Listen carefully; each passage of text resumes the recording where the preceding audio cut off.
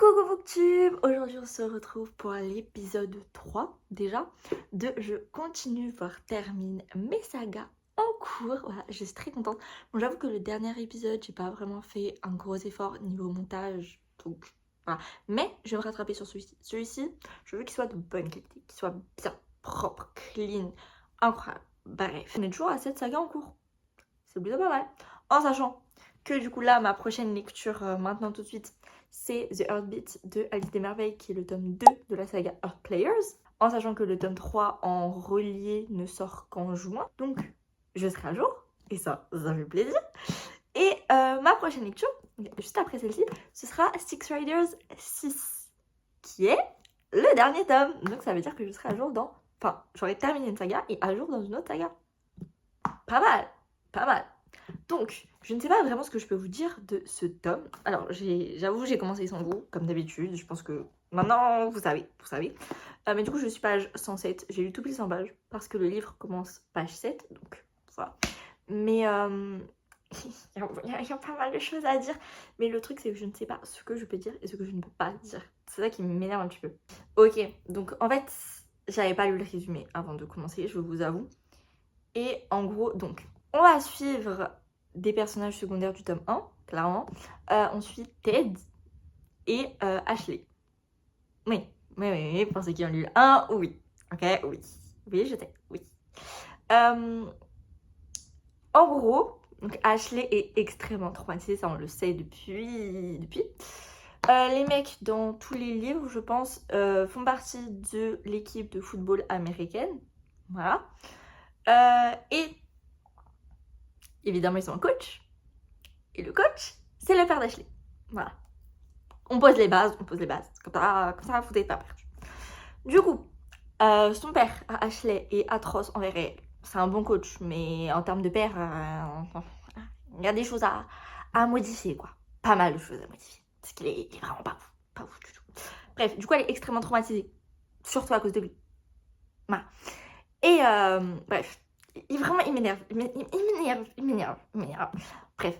Et en gros, Ted va être à ça de se faire suspendre de l'équipe. Et en fait, son coach, le coach, va lui proposer de faire un marché qui inclut Ashley. Vous voyez le truc vénère. Je ne sais pas si je peux vraiment du coup vous dire tous les termes de cet accord, mais le fait est que c'est horrible, c'est atroce. Quand Ashley va le découvrir, j'ai pas hâte du tout, clairement pas. Du coup évidemment elle se doute de rien et depuis toujours elle a un petit crush sur Ted, mais là le fait est que elle en a eu marre des mecs, des relations amoureuses, elle en a eu marre de se faire tout le temps piétiner. Le problème c'est que en fait elle a de grosses daddy issues, hein, on va dire les termes, et elle a un gros manque d'amour. Mais vraiment. Et en fait le fait est qu'elle se contente de miettes. Vraiment juste quelqu'un lui donne de l'attention, elle est contente. Vraiment elle est trop bas à un point, c'est vraiment genre bien hard, tu vois. Bref. Et du coup, là, encore une fois, on lui a donné que des miettes. Et en fait, elle s'est ressaisie et elle s'est dit, mais en fait, je vaux mieux que ça. Et du coup, les mecs, c'est fini. C'est fini. Et là, bizarrement, Ted sort de nulle part et commence à flirter avec elle. En sachant qu'elle, elle a essayé de flirter avec lui vraiment depuis. Mais jamais il a accepté. Toujours, il la repoussait. Comme si juste, genre, la voir, ça le répugnait. Tu vois, genre, vraiment, c'était... en sachant qu'elle se tapait tous ses potes. Oui, il est vrai que c'est un peu ce genre de personnage qui se tape toute l'équipe de football américain. Oui. Et en fait, c'est le personnage un peu méchant, mais en fait, personnellement, au début du 1, je l'aimais pas trop. Mais en fait, dans le 1, t'as le point de vue de Lily, parce que c'est notre protagoniste féminine. Et en fait, elle essaye de devenir pote à Ashley, elle essaye de la comprendre, elle essaye de creuser, tu vois, sous la carapace. Et en fait, du coup, ça fait que t'arrives quand même à l'apprécier malgré tout. Et enfin, franchement, ça se voyait qu'elle trimballait des casseroles, mais enfin... Bref. Du coup, je l'appréciais déjà. Mais là... En fait, le truc, c'est que c'est horrible. Enfin, franchement, ça me met hors de moi. Franchement, ce livre, j'ai lu que 100 pages, mais... Ashley mérite tellement mieux. Genre, je suis désolée, mais oui, elle se comporte des fois comme une connasse. Oui, mais en même temps, c'est un appel à l'aide ambulant. Tout d'elle tout d'elle crie à l'aide. Et il y a... Tout le monde le voit, tout le monde le voit. Elle crie à l'aide en permanence et tout le monde le voit, mais personne ne fait rien. Parce qu'en fait, déjà, techniquement, personne ne la connaît vraiment parce qu'elle n'a pas vraiment d'amis. Elle a personne sur qui compter, clairement. En soi, il y a Max qui l'aide, mais Max qui est encore plus trauma qu'elle. Et enfin, Max, j'ai tellement hâte d'avoir son tome, hein, qui est le tome 3. Mais alors, qu'est-ce que j'ai peur, les gars. Oh, je suis terrifiée. Parce que je pense sincèrement que Max, il a plus de trauma que Ashley et Ted réunis. Alors, et pourtant... Voilà. Du coup, j'ai peur. Max, il sait que Ashley, elle est bien trauma, elle est bien brisée, quoi. Elle est bien... Ouais. Ah ouais. Et du coup, bah, enfin, en fait, le problème, c'est qu'une personne brisée ne peut pas vraiment aider une personne brisée. Enfin, c'est compliqué. C'est très compliqué. Parce qu'en général, elle se tire vers le bas et pas vers le haut. Et bah, du coup, Max, enfin, il n'est pas en capacité de l'aider, quoi. Déjà, Max ne gère pas ses propres traumas, il n'est pas en capacité de l'aider. Et en fait, bah, c'est un peu le seul qui capte vraiment la situation. Même si Ted se reconnaît beaucoup en elle et beaucoup en sa manière d'affronter les traumas. Et en fait, il a peur. Il a peur de s'approcher d'elle. Parce qu'en fait, tu captes dès le début qu'il est attiré par elle depuis le début. Mais il se l'interdit. Parce qu'en fait, il a peur que... Comment dire, bah, qu'il tombe avec elle, en fait, concrètement. Et il a un peu le syndrome du sauveur. Il veut la sauver, il veut être celui qui peut l'aider, qui peut, voilà, l'aider à surmonter ses traumas, ses addictions, ses problèmes, etc. Mais il sait qu'elle ne changera pas, qu'il ne peut pas changer une personne comme ça. C'est tellement ancré en elle. Elle est comme ça depuis toute petite. Il peut pas. Et c'est horrible parce qu'en fait, j'ai envie que la situation de Ashley s'améliore. Mais en fait, il n'y a rien qui fait que ça peut s'améliorer. Surtout qu'en plus, bah, du coup, au début, c'est un peu tout le truc, c'est qu'elle reçoit une lettre de son père. Je vous dis pas le contenu de la lettre, je vous laisserai le découvrir. Mais en fait, c'est ce contenu qui fait qu'il y a un arrangement entre Ted et du coup, le père d'Ashley, le coach. Et ça...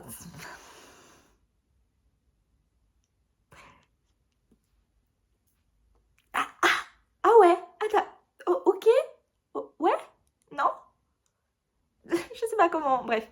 Donc ce livre, pour l'instant, me met hors de moi.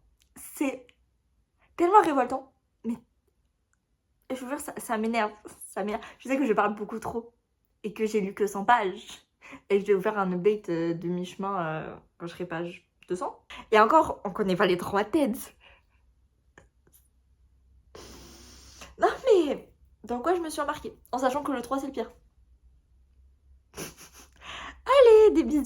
Comme promis, je vous reprends le lendemain pour vous dire que je suis à peu près à la moitié de Earth Players 2. Bon, un peu moins de la moitié, je l'avoue. Mais écoutez, à peu près. Donc je peux vous faire mon débrief de mi-chemin.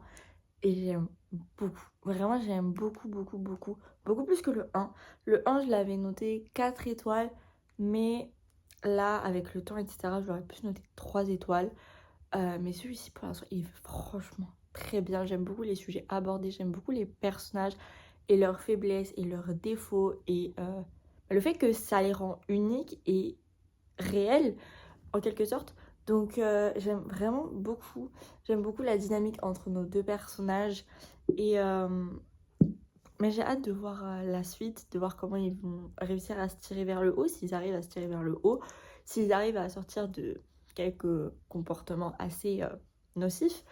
Mais non, franchement, je suis très intriguée, j'aime beaucoup, même si bon, il y a des parties qui me révoltent. On va pas se mentir, hein, clairement. Il y a des moments où je suis énervée, mais il faut voir. Ce livre, il me met dans tous mes états. C'est une dinguerie. Ça fait longtemps que j'avais pas été autant révoltée par un livre. J'aime beaucoup Ashley, voilà, je l'aime vraiment beaucoup. Ted, je suis toujours un peu mitigée parce que s'il n'y avait pas l'accord avec le coach, pas de soucis, je l'adore. Mais vu qu'il y a cet accord, je suis méfiante. Donc voilà. Mais ouais, non, pour l'instant, j'aime vraiment beaucoup. Et j'ai repéré des personnages qui seraient potentiellement dans le tome 3 et dans le tome 4, si on peut appeler As Cold as Summer le tome 4. Dans ma tête, ce sera le tome 4. Voilà, vous faites ce que vous voulez, mais dans ma tête, c'est le tome 4. Mais du coup, ouais.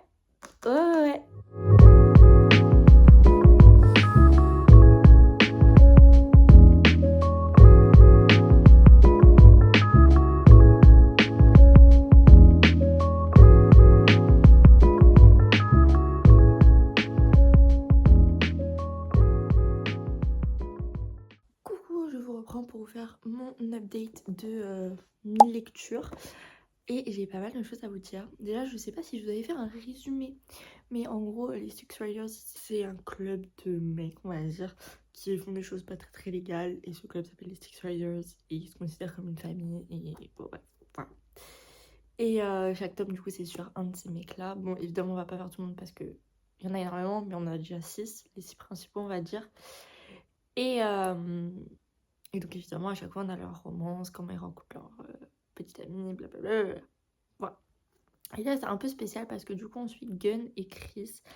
Et Gunn et Chris, en fait, dès le tome 1, on a leur romance en second plan. Ce couple-là est très connecté, en fait, avec le couple du tome 1, puisque Chris, c'est la sœur de Ash, qui est le protagoniste masculin du tome 1. Mais c'est aussi la meilleure amie de Hayden, qui est la protagoniste féminine du tome 1.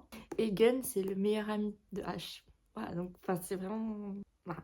Là, c'est un peu un brother's best friend, quoi, au final. C'est assez spécial, parce que comme je vous le dis, dès le tome 1, on a leur romance, sauf qu'en fait, dans le tome 5, ils se séparent. Alors qu'ils étaient alors qu'ils étaient fiancés, genre. Voilà, ouais. Et donc du coup, bah, tu vois comment cette rupture les a affectés tous les deux. Et comment ils essayent de renouer malgré tout et de voir s'il y a moyen de retenter sa chance ou pas, tu vois. Et tu vois aussi les regrets, les remords, enfin il y a plein de choses dans ce livre. Et bah en fait il y a une partie j'aime bien, il y a une partie j'aime pas. Ça m'était jamais arrivé avant, puisqu'habituellement j'adore la protagoniste féminine et c'est le protagoniste masculin qui me dérange. Et là, pour une fois, c'est l'inverse. Ça ne m'était jamais arrivé. Mais la Gunn, j'irais pas jusqu'à dire que je l'adore, parce que bon, ce serait un petit peu exagéré le truc, mais je l'aime bien. Franchement, je l'aime bien. Je comprends complètement ses réactions, ses pensées, enfin, franchement, je le comprends, il n'y a pas de souci. Mais Chris, j'ai énormément de mal avec ce personnage. Elle fait des choix qui sont complètement contradictoires. Elle fait des choses même juste qui sont complètement contradictoires avec elle-même. Et enfin... Ça m'énerve en fait parce que ce personnage, je le comprends pas. Et en fait, je peux pas trop vous en dire parce que j'ai pas envie de vous spoil. Mais en fait, elle rejette toute la faute sur Gunn, elle le fait passer pour le méchant, etc. Alors que, enfin, je suis désolée, mais c'est pas lui qui t'a quitté. C'est toi qui l'as quitté. Donc, tu peux lui reprocher certaines choses, mais tu peux pas tout lui reprocher non plus. Parce que t'as quand même une responsabilité là-dedans, quoi. C'est pas comme si t'avais rien fait. Voilà. Et non, vraiment, Chris, elle m'énerve. La plume, j'aime toujours autant. La fin de famille, incroyable. Enfin bref, Gunn, franchement, ça va, j'aime bien. Mais Chris, oui, j'ai énormément de mal. Donc voilà, et je trouve que le résumé, il est un peu mensonger.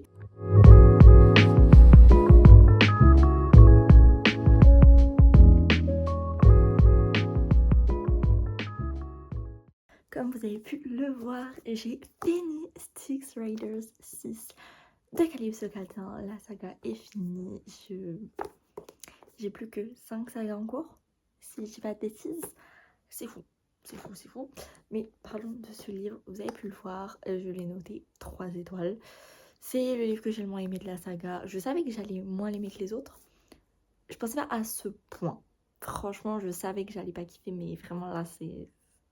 Voilà. J'ai pas aimé les parties pris dans ce livre. Voilà, c'est un choix de l'autrice. J'ai pas apprécié, après chacun ses goûts. Peut-être pour certains ça passera, pour moi ça n'a pas été le cas. Mis à part ça, alors j'ai beaucoup aimé Gunn, franchement je l'ai vraiment beaucoup aimé. Et j'ai pas aimé que ce soit à lui de changer et pas à Chris. Parce que certes, oui, il a certains comportements, c'est vrai qu'il faudrait les changer, qu'il faudrait travailler dessus. Et bon, c'est appréciable qu'il travaille dessus. Néanmoins, je suis désolée, mais Chris, je pouvais pas. Je l'ai trouvé insupportable, mais vraiment insupportable. Chaque réaction, en fait, c'est hyper culotté parce qu'elle est en mode ouais, mais on aurait dû se marier. Mais c'est toi qui l'as quitté. Inverse pas les rôles, c'est toi qui l'as quitté, c'est à cause de toi que vous êtes dans cette situation. Je dis pas que tu l'as quitté pour de bonnes ou de mauvaises raisons. Je dis juste que tu l'as quitté. Donc maintenant, assume-en les conséquences. Je pensais que dans la deuxième moitié, ça irait, mais pas du tout. pas du tout. J'ai pas apprécié le fait que le résumé ça spoilait la moitié du roman. J'attendais à moins aimer ce livre que les autres, donc c'est pas trop une surprise, mais j'aurais aimé plus l'apprécier. Mais j'ai quand même mis 3 étoiles parce que j'adore la plume, ça ne bouge pas, et puis les personnages, ça fait 6 tomes maintenant, évidemment je suis énormément attachée à beaucoup d'entre eux, et les voir et tout, leur couple, comment ils fonctionnent, leur dynamique et tout, et voir comment ils s'en sont sortis, ça m'a fait trop plaisir, donc voilà, je mets la moyenne, je lui mets 3 étoiles, mais c'est tout. Par contre, sachez que dans les remerciements, parce qu'il y en a beaucoup qui ne lisent pas les remerciements, moi j'adore les lire, mais il y en a pas qui ne les lisent pas, mais l'autrice dit « Il se peut que les Six Riders passent à moto dans un prochain livre, ouvrez l'œil ». Pardon, mais voilà, les Six Riders c'est mes bébés. Du coup je suis trop contente. Voilà, mais c'était tout pour ce livre et je ne sais pas après quels autres livres je vais lire pour cette vidéo, puisque là moi je fais en fonction de mes piles à lire du mois. Je ne sais pas d'ailleurs si vous l'aviez remarqué, mais en tout cas voilà, je fais avec mes piles à lire du mois. Et là ce mois-ci, le dernier livre qui me reste à lire, ce n'est pas une suite de saga ni une fin, donc voilà. Et après pour le mois prochain, j'ai pas encore tiré ma pile à lire.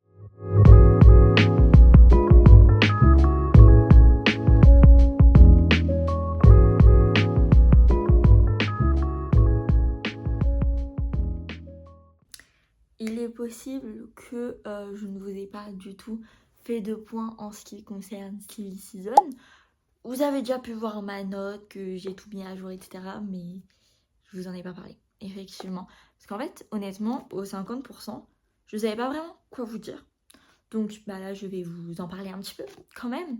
Donc, c'est le 3e et dernier tome de la saga Lights Out d'Emile Coleman. Ce sont toutes les 3 des romans F1. Dans celui-ci, on y suit Gabriel et May. En gros, Gabriel, donc, il est pilote de F1. Et autant vous dire que sa place, elle est un petit peu à risque. Dans le sens où il est sur la touche. Clairement, il est sur la touche. Au moindre faux pas, il dégage. Voilà. Et à un moment, il va vouloir décompresser, prendre la route.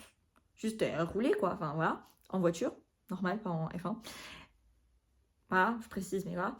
Et en fait, il va avoir un accident. Super. Et il va pas vouloir dire à son écurie qu'il a eu un accident parce que sinon, ça leur donnerait une raison de plus de le virer, chose qu'il ne veut absolument pas.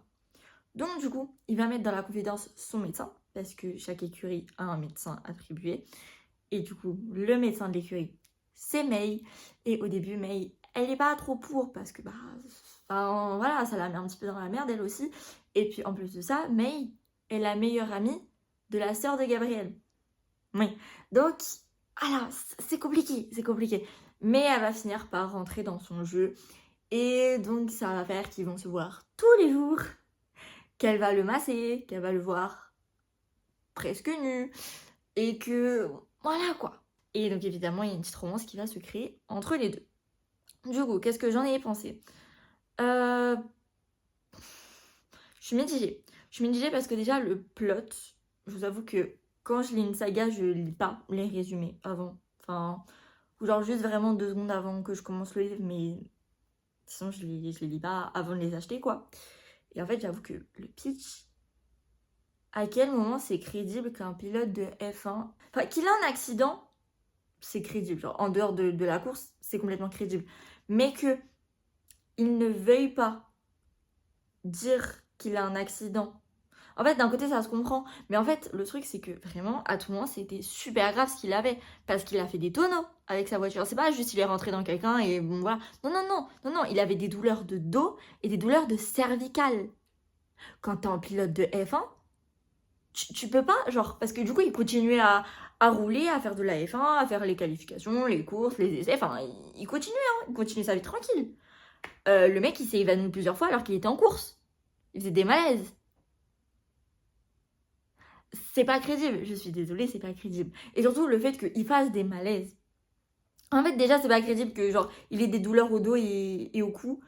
À tout moment, c'est super grave. Et lui, là, maintenant, je veux pas aller à l'hôpital, je continue mes courses et tout. Déjà, pour moi, ça, c'est pas crédible.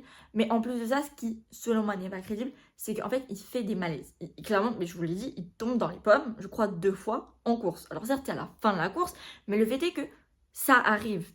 Et en fait, il y a tellement de caméras partout en F1. Je regarde la F1, ok? Je sais, il y a des caméras partout. Imagine toutes les caméras que tu veux, ça existe, ok? La seule caméra qu'il n'y a pas, c'est dans le casque. Ah, mais tu vois le casque. Tu vois le casque. Tu vois juste parce qu'il y a en dessous, mais voilà. Donc vraiment, il y a tout genre de caméras en F1. Et clairement, on nous dit que May, elle voit la caméra, elle voit que sa tête, tu vois, elle tombe. Et qu'il répond pas à ses ingénieurs. Et genre, tu vas me dire, il y a que May qui comprend qu'il s'est évanoui. Alors que, ben, littéralement, il y a forcément toute son écurie qui regarde toutes ses données, toutes ses statistiques et ses écrans. Et outre ça, il y a tous les spectateurs. Parce que, ok, les spectateurs sur le circuit, tu vois pas. Tu vois pas, non. Mais tous les gens sur Internet qui regardent à la télé, osez me dire qu'ils n'ont pas capté qu'ils s'étaient évanouis et qu'ils en ont pas parlé sur les réseaux sociaux. Osez me dire. Pour moi, c'est pas crédible. Bah. Et en fait, il y a plein de trucs comme ça qui, pour moi, je suis là en mode, bah non, ça fait pas sens. Donc voilà. Et encore une fois, j'ai pas aimé comment on parlait de Matt. Voilà, parce que Matt, c'est mon chouchou. C'est celui du tome 2. Je l'aime d'amour. Et déjà, en fait, ben, Matt, dans le tome 2, bref, en fait, il s'exclut un peu du groupe, etc. Enfin, pour des raisons complètement valables et justifiées, bref, voilà. Et en fait, les mecs se comportent un peu comme des connards avec lui. Voilà, notamment Gabriel. Et j'avais pas kiffé. J'avais vraiment, vraiment pas kiffé. Et ben là, du coup, on a le point de vue de Gabriel et... Non, en fait, non. Donc, bon, j'ai eu du mal. Mais je l'ai bien aimé, sans plus. Sans plus, mais je l'ai bien aimé. Par contre, le gros point positif de cette saga, c'est vraiment les courses de F1. Elles sont tellement bien décrites, tellement bien détaillées. Enfin, franchement, elles sont géniales. Franchement, elles sont incroyables. D'habitude, je déteste les descriptions, mais alors, les descriptions de ces courses, pépitas. Pépitas. Donc en fait, je trouve que cette autrice, elle a grave du potentiel. Vraiment, Mills Coleman, pour moi, elle a un potentiel de malade. C'est juste que des fois, les personnages, ben, elle fait des trucs qui font que, ben, du coup, je les aime pas. Et je trouve ça dommage, parce que bon, je suis quand même ouverte à pas mal de choses, et j'apprécie quand même souvent les personnages que je lis. Mais j'avoue que ces personnages à elle, souvent j'ai du mal. Bah là, du coup, le mec, j'ai eu du mal. Le mec du tome 1, je l'ai détesté. Les meufs, franchement, les meufs, ça va. J'ai pas grand chose à dire. Là, ouais, May, elle a fait des trucs qui m'ont un peu dérangé, mais bon, ça passe encore. Mais en fait, je trouve que, ouais, des fois, dans l'histoire, juste dans l'histoire, elle rajoute des trucs qui sont pas nécessaires. Et du coup, bah, ça sort de la lecture. Donc bon. Mais enfin, franchement, ces courses de F1, elles sont pépites. Pépites. Si vous voulez des romances F1, franchement, je vous les conseille. Après, voilà, les romances ne sont pas top, mais la partie F1 est juste géniale. Donc, bah, faut le savoir. Mais du coup, je lui ai donné la note de 3 étoiles. Voilà, j'ai fini la saga. J'ai plus que 4 sagas en cours, je crois. En sachant qu'il y en a 3 en plus qui sont en cours et je sais pas si je les continue. Mais bon, on va dire, du coup, je suis à 7 au total. Mais 4 vraiment en priorité. Donc je suis très contente. Et du coup, ma prochaine lecture, ce sera le tome 2 de la saga Dreamland Billionaires de Lorraine Asher. Voilà. Je vous reprends pour parler de Terms and Conditions de Lorraine Asher, le tome 1 de la saga Dreamland Billionaires. Je voulais vous faire un point à mi-chemin. Sauf qu'en fait, hier, j'étais à 44%. Et j'avoue, j'ai pas mis sur Goodreads là où j'en suis, mais j'en suis là. En fait, je l'écoute sur Nextory en audio. Et donc, du coup, j'écoute en fonction de mes trajets pour aller à la fac. Donc, je vous avoue que j'avais pas envie de mettre pause pour pouvoir vous faire un update. Voilà, j'ai optimisé tout mon temps de trajet pour le lire au max. Donc voilà, je vais vous faire déjà un bon petit update. Alors je voulais vous dire que contrairement au 1, il n'y avait pas de scène qui m'avait donné le hic et qui m'avait gêné plus qu'autre chose.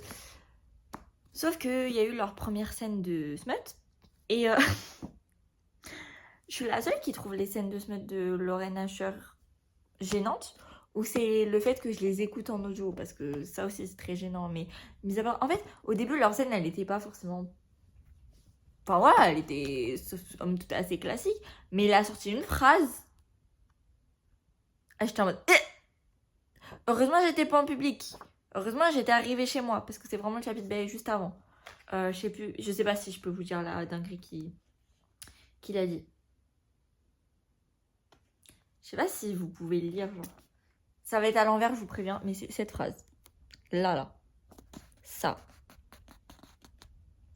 Voilà. J'ai entendu ça, je suis en mode... Hein? Ah ouais, non. Non, mais sinon, mis à part ça, c'est très mimi. J'aime beaucoup Declan et Iris. En gros, je sais pas si je vous ai fait résumé, peut-être pas.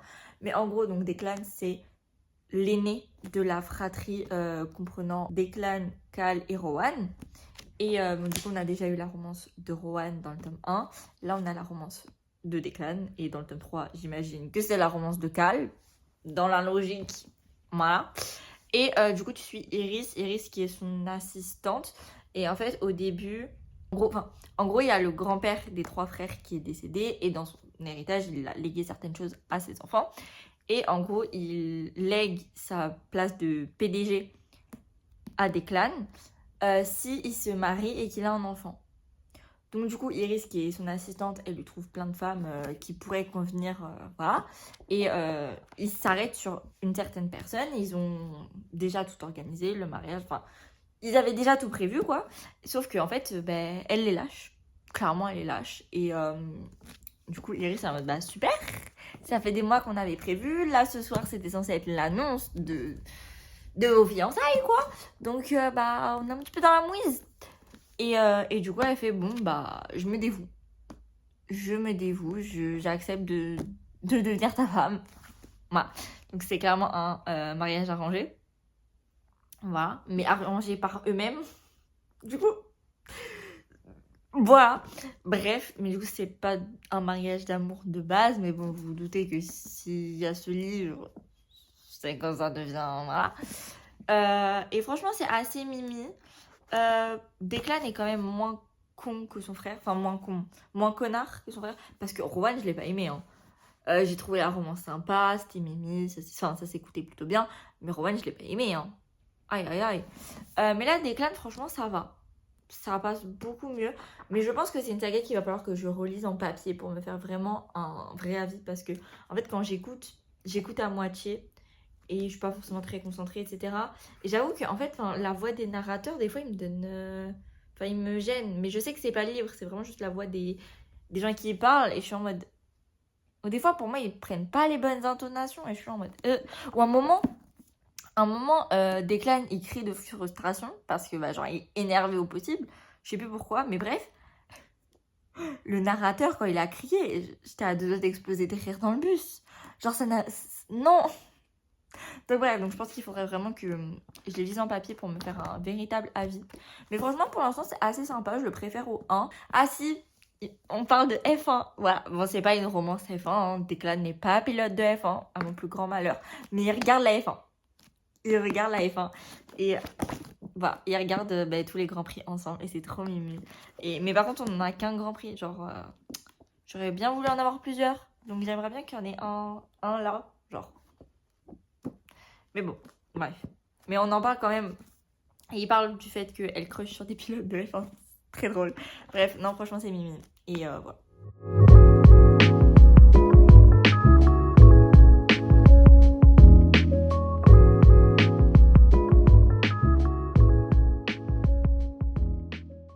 Je viens vous voir pour mon update final de Terms and Conditions. Déjà, petite appréciation des post-it, s'il vous plaît. On les voit pas trop, mais ils sont là. Alors comme vous avez pu le voir, je lui ai noté 3 étoiles, tout comme le tome 1. Mais en fait, à chaque fois, les crises des 80%, je ne les aime pas du tout. En fait, il y a des choses qui peuvent me déranger en crise des 80%, mais là, c'est les mecs qui parlent mal aux meufs. En mode, les filles, elles ont des traumas, etc. Elles ont des insécurités. Les mecs le savent. Et en fait, à ce moment-là, soit ils sont en colère, soit ils se sentent pas bien. Enfin bref. Et du coup, ils utilisent leur meuf comme punching ball et ils leur balancent toutes leurs insécurités à la tronche. Ils appuient clairement aux endroits où ça fait mal. Ils savent qu'ils vont leur faire du mal, ok. Et ils en profitent. Ils y vont à fond. Ils se lâchent. Voilà. Et du coup, évidemment, les filles, elles sont en mode non. Donc évidemment, à chaque fois, elles partent. Non, elles veulent démissionner parce qu'à chaque fois, elles travaillent pour le mec. Bref, enfin voilà quoi. Et à chaque fois, quand elles veulent démissionner, les mecs sont en mode bah non, tu démissionnes pas. Parce que tu crois qu'on t'a demandé ton avis peut-être. Surtout que là en plus, Declan, vu que c'est un mariage arrangé, il considère un peu Iris comme sa chose, sa propriété. J'ai pas kiffé du tout. En fait, je crois que je commence clairement à en avoir marre des mecs qui ne sont pas 100% green flag. Voilà. Je vous le dis, je crois que voilà. Toujours confondu, hein, pas que dans la romance, aussi dans la fantasy et romantasy. Mais vraiment, j'en ai marre. J'en ai marre. Donc ouais. Mais là, enfin franchement, le comportement qu'il a envers Iris, non. Et sa manière de se faire pardonner. Genre, je vais comparer ce livre à ma lecture actuelle. Parce que là, je l'ai écouté en audio. Et ça, c'est ma lecture papier. My High de Lee Stamford. D'ailleurs, je comprends pas la haine qui se prend. Je comprends pas pourquoi tout le monde est là en mode le tome 1 il est nul. Par contre, le tome 2 il est trop bien.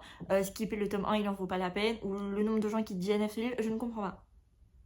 Donnez-moi des arguments parce que je comprends pas. Moi, je suis à fond les ballons, j'adore. Je comprends pas. Bref, il y a 2 points assez similaires. Enfin, en gros, dans les deux, ils adoptent un chien. Pour des raisons différentes. Et c'est ça que je veux parler parce que là, ça m'a tendu comment il a adopté le chien. Parce que du coup, à la fin, la crise des 80%, il s'engueule, non, il veut se faire pardonner. Il adopte un chien. Parce qu'elle lui avait déjà parlé qu'elle voulait un chien, mais de base, c'était une vanne. Hein. C'était même pas très sérieux, c'était vraiment une vanne. Il lui prend un chien. Sauf qu'à ce moment-là, ils ne cohabitent plus ensemble. Parce qu'elle, elle est vénère, forcément. Donc du coup, elle va se réfugier chez Cal, son meilleur ami. Et voilà, genre. Et lui, là, il lui achète un chien. Mais pour elle, lui, il s'en fout. Le chien, il veut juste être aimé, surtout qu'en plus, ils le disent, le chien, s'il l'adoptait pas le jour même, le lendemain, il était euthanasié. Clairement. Et il adopte ce chien pour se faire pardonner, pas pour l'aimer inconditionnellement. Ça me met hors de moi. Les gens qui adoptent des animaux pour les mauvaises raisons, je vous déteste. Sachez-le, je vous déteste. Voilà. Parce que clairement, j'ai un animal, j'ai un chat, juste ici. Voilà. Je l'aime de tout mon cœur, ok. J'ai toujours vécu avec un chat. Toujours. J'ai jamais vécu sans chat. Et enfin, les animaux, t'en prends soin. Tu leur donnes tout l'amour que t'as et ils te le renvoient. Et c'est ça qui est beau en fait. Tu t'achètes pas un animal pour te faire pardonner d'un truc. Surtout que moi, à la place d'Iris, jamais de la vie je l'aurais pardonné. Hein. Jamais de la vie, même si je l'aime. Parce qu'en fait, tu pardonnes à ça, t'ouvres les portes à tout. En fait, le truc, c'est que moi, je te laisse la possibilité de me briser une fois, mais je te laisse pas la possibilité de le faire une deuxième fois. Hein. Tu dégages de ma vie. C'est hors de question que j'accepte des gens dans ma vie qui sont capables de me faire ça. Genre, non, tu me fais ça une fois, tu dégages de ma vie. Je prendrai même pas le risque que tu fasses ça une seconde fois. C'est hors de question. Pour moi, j'ai des tolérances zéro là-dessus. C'est même pas une question de briser le cœur. C'est tu sais qu'elle a des insécurités et tu joues avec ça parce que t'es mal et que tu veux qu'elle se sente aussi mal que toi. Mais en fait, genre, t'es qui? Tu te prends pour qui? Genre, de quel droit tu fais ça? Genre, non, je suis désolée, mais pour moi, c'est genre intolérable. C'est pas possible. Que ce soit ami, petite amie, peu importe. Ou famille même, peu importe. C'est non, ça dégage. Genre, ça me tend. Donc bref, voilà. Et lui, il adopte un chien parce qu'il veut un chien, ok? Parce qu'en gros, je vais revenir là-dessus après, mais les deux, à cause de leur... Non, pas lui. Lui.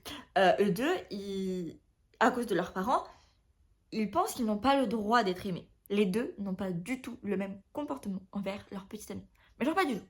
Pas du tout. Lui, je l'aime. Lui, je l'aime pas. Le seul point positif, il aime la F1. Voilà. On parle vite fait de F1. Très vite fait. Genre 2-3 fois. Voilà. Il n'y a pas de course ni quoi. Hein. Il regarde les courses, mais nous, on n'a aucune description de la course. Bon. Mais ouais. Voilà. C'est le seul point positif que j'ai à dire sur Declan. Il aime la Formule 1. C'est tout. Bref, du coup, je disais, lui. Donc voilà. Il pense ne pas avoir le droit d'être aimé, mais il a envie d'être aimé et il veut aimer en fait. Et du coup, il en parle avec Stevie, etc. qui est la protagoniste. Elle lui dit, ben, prends un chien. Genre, un chien, il va t'aimer inconditionnellement et il a besoin d'être aimé en retour. Et c'est exactement ce dont tu as besoin. Voilà, tu vois. Et en plus, Stevie va très, très, très régulièrement dans une association de chiens adultes âgés. Mais bref, il y a quand même des chiots, mais ils essayent de mettre en avant le fait qu'il y ait beaucoup de chiens âgés. Donc voilà, ils y vont, etc. Et petit coup de cœur envers une chienne, qui est la chienne d'ailleurs préférée de Stevie. Stevie n'a pas de chien chez elle parce qu'elle vit chez son frère et son frère est allergique aux chiens. Voilà. Mais si ça tenait qu'à elle, je pense qu'elle prendrait tous les chiens de l'assaut. Hein. Franchement, voilà. Mais bref. Et du coup, ouais, petit coup de cœur avec cette chienne, que Stevie apprécie beaucoup aussi quand même, mais voilà. Et en fait, il y retourne régulièrement dans cette association et il finit par adopter cette chienne. Et il le fait pour lui. Même si évidemment il est en couple avec Stevie et donc voilà, c'est un peu leur chienne à tous les deux. Mais il fait ça pour lui. Il fait pas ça pour elle, même s'il sait qu'elle adore les chiens. Il le sait que c'est son rêve d'avoir un chien, que enfin vraiment c'est hyper important pour elle, tu vois. Mais il fait ça pour lui. Il fait ça pour lui. Et là vous allez me dire, mais c'est égoïste et tout. Oui, mais non. En fait, quand t'adoptes un animal, tu le fais pour l'animal et tu fais pour toi. Tu fais pas pour la personne à qui tu offres l'animal. Enfin, je sais pas, pour moi, ça. En fait, quand t'adoptes un animal, il faut qu'il y ait un feeling entre l'animal et toi. Ça, c'est ce qu'il y a de mieux. Et donc, tu peux pas choisir un animal pour quelqu'un d'autre. Parce qu'il y a un feeling qui doit passer, il y a un lien qui doit se créer à ce moment-là. Et. Bref, c'est pour ça, enfin. Bref. Et aussi, oui, du coup, bah, les deux pensent ne pas avoir le droit d'être aimés. Ils ont des conversations hyper profondes, hyper belles par rapport à ça. Il lui renvoie juste toutes ses insécurités à la gueule. Voilà. Donc si vous voulez une adoption de chien et un mec qui pense ne pas avoir le droit d'être aimé, lisez plutôt My Eye. Petit conseil. Petit conseil. Je sais que ça va me faire commencer une saga, hein, mais écoutez, je vais le finir après cette vidéo, donc ça ne compte pas. En résumé, j'ai lu, il me semble, alors pas dans l'ordre, Six Riders 6, que j'ai noté 3 étoiles. Donc j'ai fini la saga. J'ai également lu le dernier tome de la saga Lights Out de Miles Coleman, que j'ai également noté 3 étoiles, je crois, 3 ou 4 étoiles. Je vous l'afficherai. Voilà. Et du coup, j'ai également fini cette saga. J'ai lu le tome 2 de la saga Outplayers de Alice Desmerveilles, qui est The Heartbeats. Pépite, masterclass, 5 étoiles, aucune hésitation. Le tome 3 n'est pas encore sorti en relié, donc je suis à jour. Donc voilà pour ça. Et là, du coup, j'ai lu le tome 2 de la saga Dreamland Billionaires de Lauren Asher, que j'ai noté 3 étoiles. Voilà. Cet épisode n'aura pas été un franc succès. Enfin, j'ai fini pas mal de sagas, mais j'ai pas eu des notes extrêmement positives. Parce que 3 étoiles, c'est pas dingue. 4 étoiles, c'est pas mal. 5 étoiles, bon, évidemment, c'est incroyable. Et bon, voilà. Mais bref, je suis passée de 7 sagas en cours à 4, ce qui est franchement pas mal. Voilà, sur ce, je vous fais des bisous et je vous dis à samedi prochain, 18h. Bye!